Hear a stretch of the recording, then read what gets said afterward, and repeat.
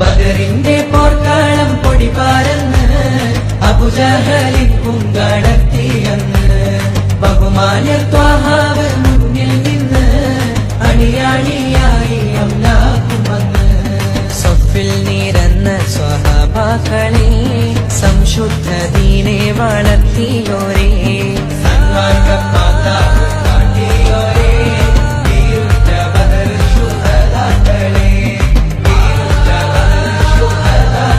ബദറിന്റെ പോർക്കാളം പൊടി പാരന്ന് അബൂജഹലിൻ പൂങ്കാടത്തിയന്ന്